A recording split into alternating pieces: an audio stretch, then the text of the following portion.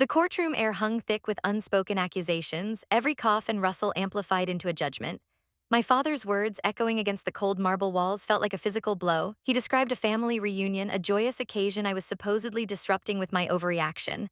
But he knew the truth. It wasn't a reunion, it was an ambush, a meticulously crafted setup designed to corner me, to force a confession for something I didn't do.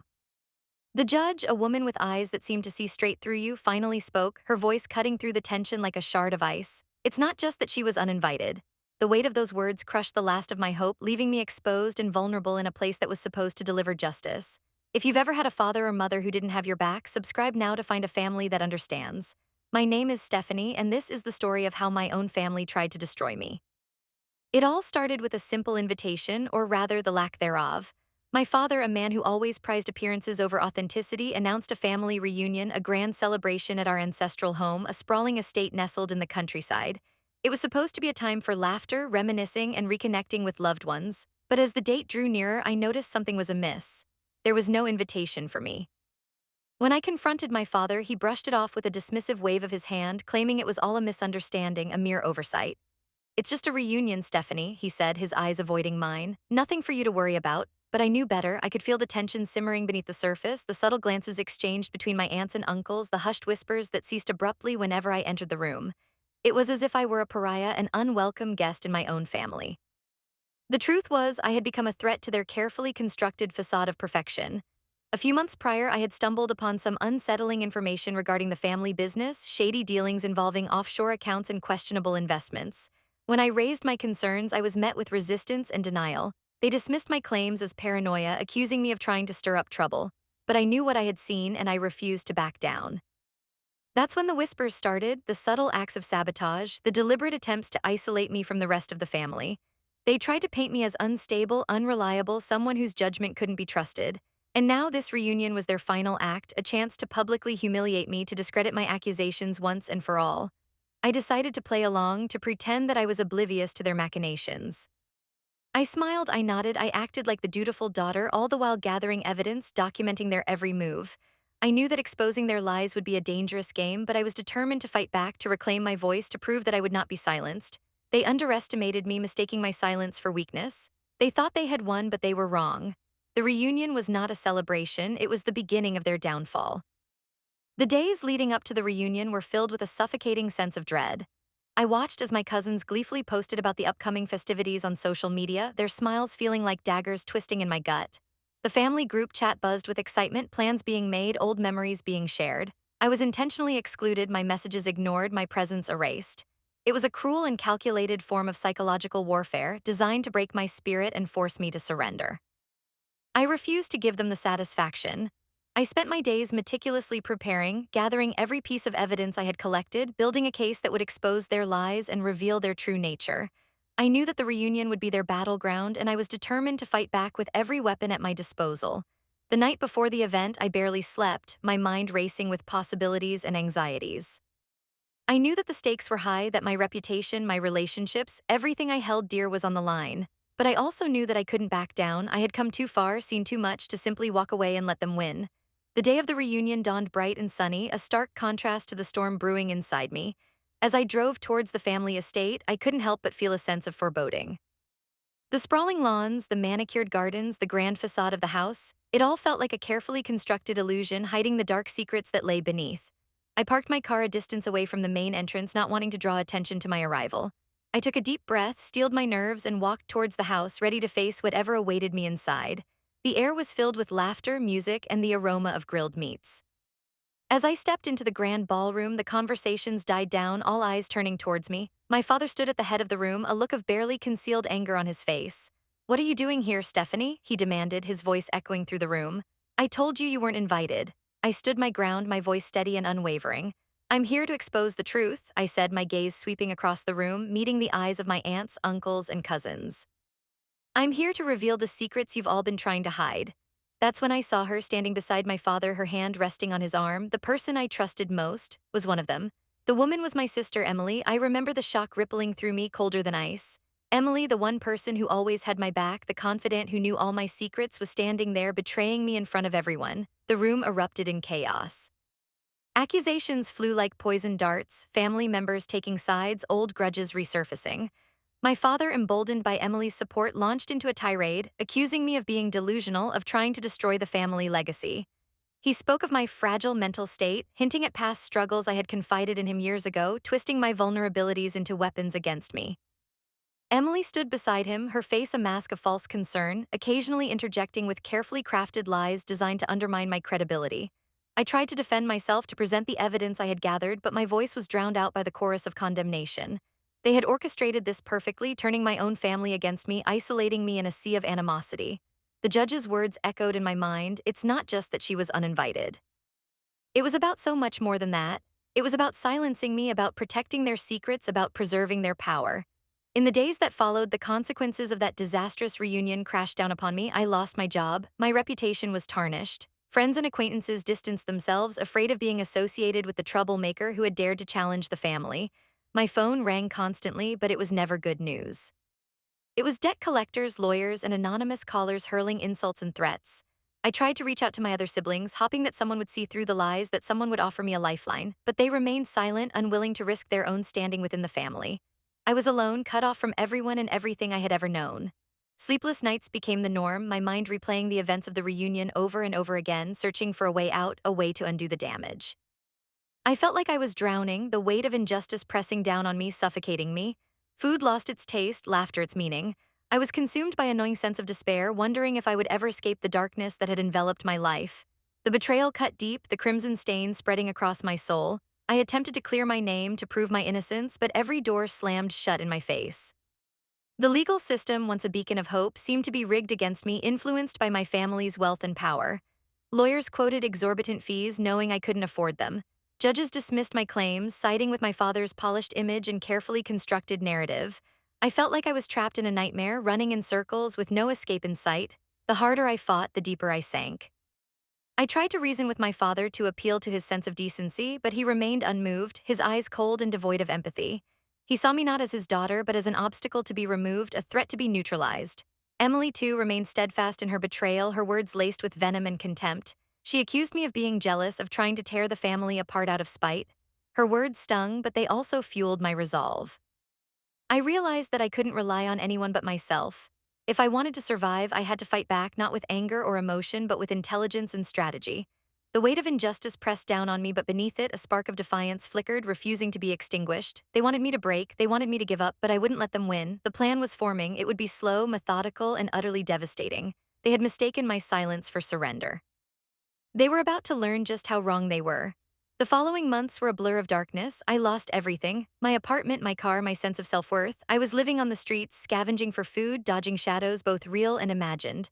The city, once a vibrant tapestry of opportunity, had become a hostile landscape, each alleyway a potential threat, each passing face a reminder of my isolation. The nights were the worst, the cold seeping into my bones, the silence amplifying the voices in my head, whispering doubts and fears.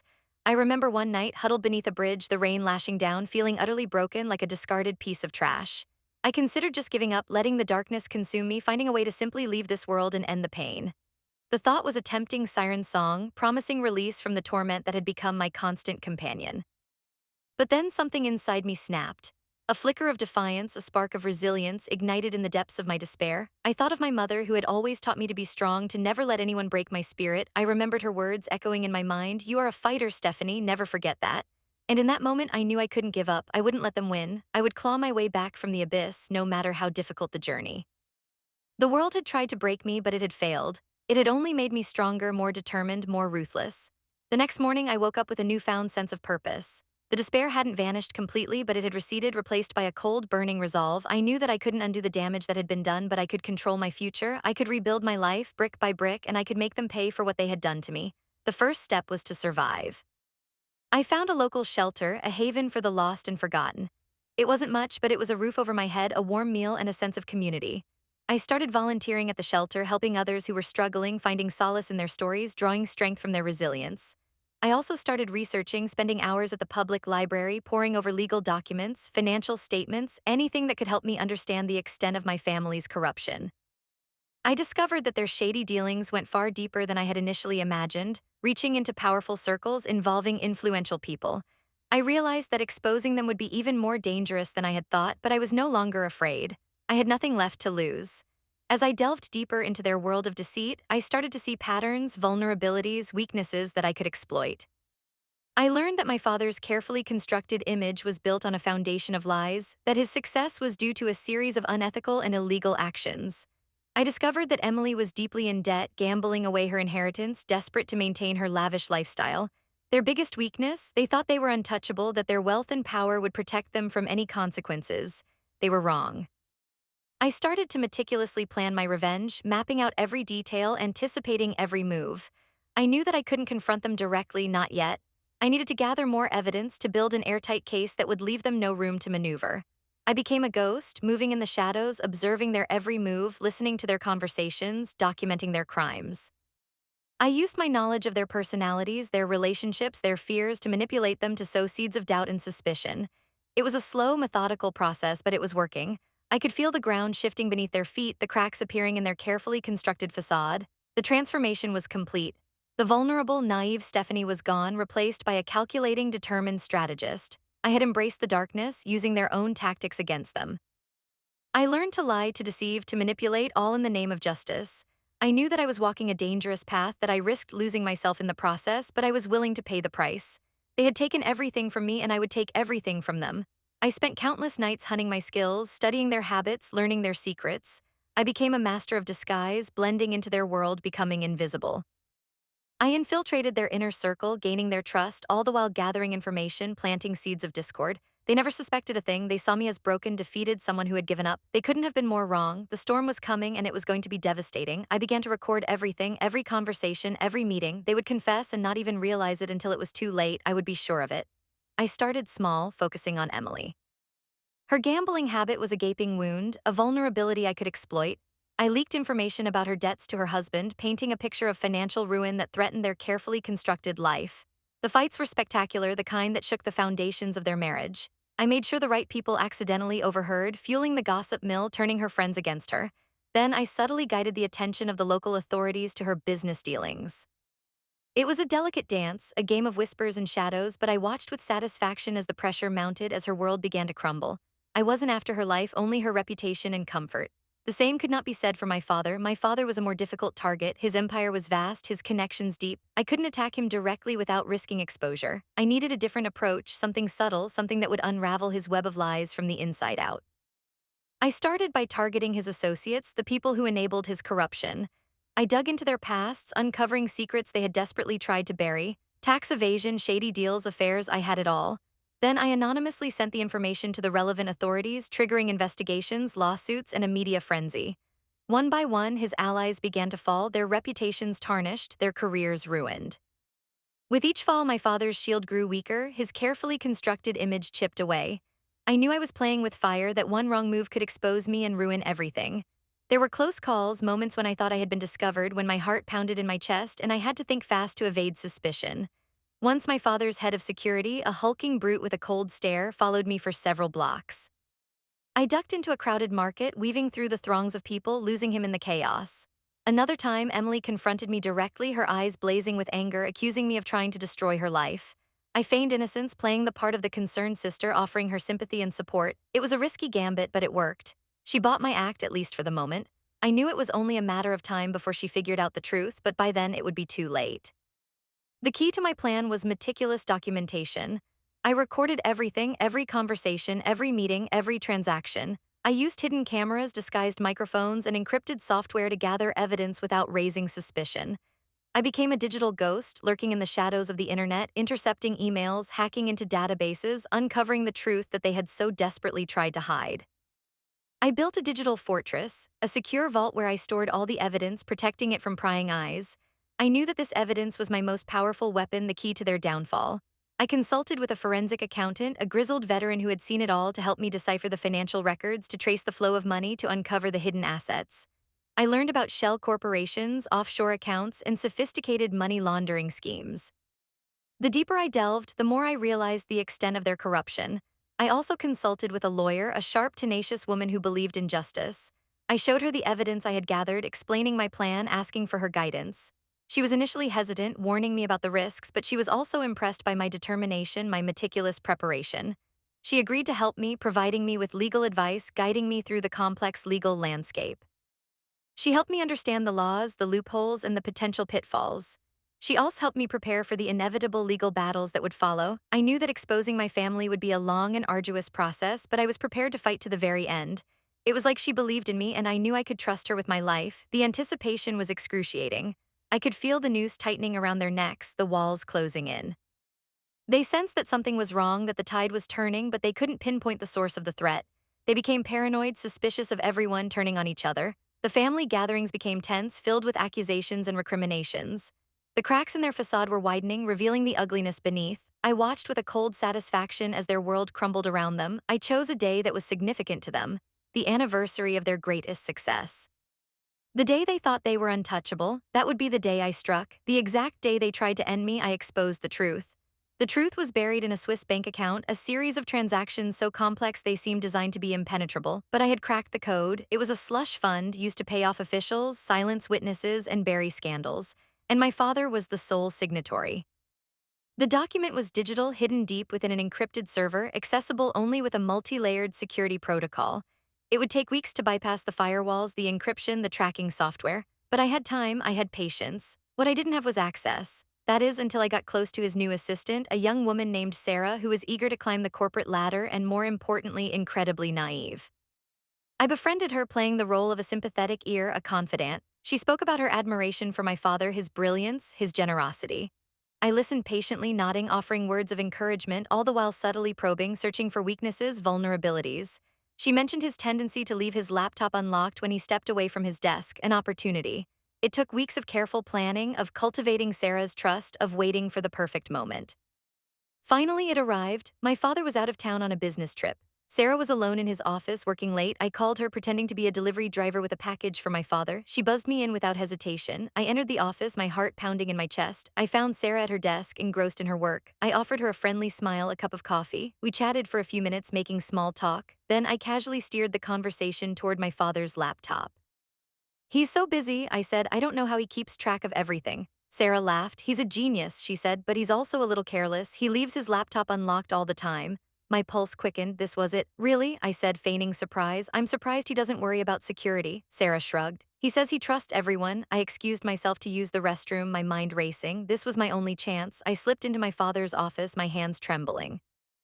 The laptop was sitting on his desk, unlocked. I quickly plugged in a USB drive loaded with the software I had designed to bypass the security protocols and download the file. The process took only a few minutes, but it felt like an eternity. I could hear Sarah's footsteps approaching. I quickly removed the USB drive and slipped out of the office just as she entered. "Everything okay?" she asked. "Yes," I said, forcing a smile, just admiring the view. The file contained everything. Bank statements, transaction records, emails, memos, a complete record of my father's corruption. It was more than I had ever hoped for. I spent days poring over the documents, piecing together the puzzle, connecting the dots. I discovered that the slush fund was not just used for bribery and payoffs.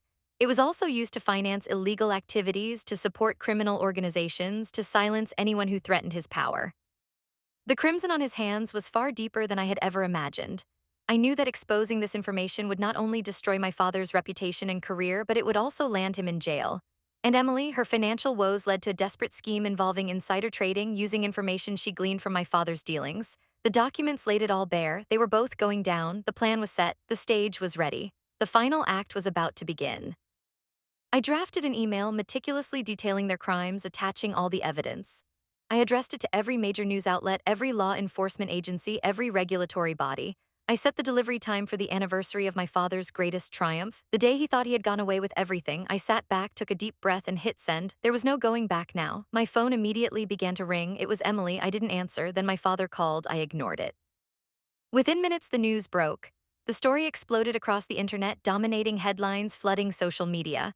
The world was in an uproar. My family's carefully constructed facade was shattered, revealing the ugly truth beneath. My father and Emily denied the allegations, of course, but the evidence was overwhelming. They were caught red-handed. The authorities launched investigations, subpoenas were issued, arrests were made. Their world was collapsing around them.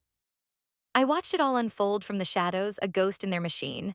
The satisfaction was immense, but it was also tinged with sadness. I had destroyed my family, but they had destroyed me first. The next day, I received a message from an unknown number. It was a single word: meet. The location was a deserted warehouse on the outskirts of the city. I knew it was a trap, but I also knew that I had to go. This was the final confrontation. I walked into the warehouse alone, unarmed. Air was thick with tension. My father and Emily were waiting for me, their faces contorted with rage. "You ruined us," Emily screamed. "You destroyed everything." My father stepped forward, his eyes filled with fury. "You should have stayed quiet," he said. "Now you're going to pay the price." He raised his hand, signaling to someone behind me. I turned to see a hulking figure emerging from the shadows, a glint of metal in his hand. This was it, the moment of truth, but I had one last card to play. A hidden camera recording everything. The world was about to see their true colors, and as the darkness rushed towards me, I smiled, because I knew even in that moment that I had already won. The hulking figure lunged, the glint of steel resolving into a blade aimed to silence me permanently. But before the darkness could consume me, the warehouse doors crashed open. A flood of flashing lights and sirens filled the space. It was the police. They had received my email, not just the news outlets, but the authorities as well. The video from my hidden camera was streaming live, broadcasting my father and Emily's threats to the world. The hulking figure froze, his hand still raised, the blade dripping with nothing. He hadn't gotten to me. My father's face was a mask of disbelief, then rage, then utter defeat. Emily began to sob, a high-pitched, desperate sound that echoed through the cavernous space. The police swarmed them, handcuffs clicking shut, their reign of terror finally over. As they were led away, my father looked at me, a flicker of something I couldn't quite decipher in his eyes. Perhaps it was regret, perhaps it was just hatred, it didn't matter. The fallout was swift and brutal. The news coverage was relentless. Every detail of their crimes was dissected, analyzed, and broadcasted to a global audience. My father's empire crumbled overnight. His business partners abandoned him. His political allies disavowed him. His name became synonymous with corruption and greed. Emily lost everything. Her reputation was ruined, her marriage dissolved, her friends deserted her. She was ostracized from society, a pariah haunted by her past. The legal proceedings were long and arduous, but the evidence was irrefutable. They were both convicted on multiple counts of fraud, conspiracy, and corruption. They were sentenced to decades in prison, their lives effectively over. I watched it all from a distance, a sense of numb detachment washing over me. There were no celebrations, no victory dances, just a quiet, hollow ache in my chest. I had achieved my goal, I had avenged my mother, I had exposed their crimes, but the victory felt empty. The years of planning, the sacrifices I had made, the darkness I had embraced, it had all taken its toll. I was no longer the innocent girl they had wronged, but I wasn't sure I liked who I had become either. I testified at the trial, recounting the years of abuse and manipulation, the lies and betrayals. It was painful, dredging up the past, reliving the trauma, but it was also cathartic. It was a way to reclaim my voice, to tell my story, to finally be heard. After the trial, I disappeared. I sold my possessions, changed my name, and moved to a remote island in the Pacific. I wanted to escape the shadow of my past, to start a new life, to find peace. I spent my days swimming in the turquoise waters, hiking through the lush rainforest, and watching the sun set over the horizon. Slowly, gradually, I began to heal. One evening, as I sat on the beach, watching the stars twinkle in the night sky, I received a letter. It was from my lawyer, the woman who had believed in me, the woman who had helped me navigate the legal minefield. She wrote that my father had passed away in prison. He had never admitted his guilt, never shown any remorse. But in his final days, he had asked about me. He had wanted to know if I was okay. I didn't know how to feel. There was no sense of closure, no sense of resolution, just a profound sadness. Looking back, I don't regret what I did. They deserve to be brought to justice. They deserve to pay for their crimes, but I also know that revenge is a dangerous path. It can consume you, twist you, and leave you hollow inside. It's a tool, nothing more, a means to an end. And the end must always be justice, not just retribution. They lost everything, I just smiled. But it was a sad smile, a knowing smile, a smile that understood the true cost of vengeance. Revenge isn't sweet, it's necessary. Would you have done the same? Let me know in the comments. Subscribe for more justice. Metadata Bengali, bin Shidonamenos, bin Amarenos, bin Tatishadhedanos, bin Galpoanos, bin Jakanenos, bin Tatainos, bin Amakaenos, bin Sheshenos, bin Kadaenos, bin Cheshtainos, bin Kadichilenos, bin Amienos, bin Tadedanos, bin Shabokichuanos, bin Keranos, bin Nichilamenos, bin Tambanelanos.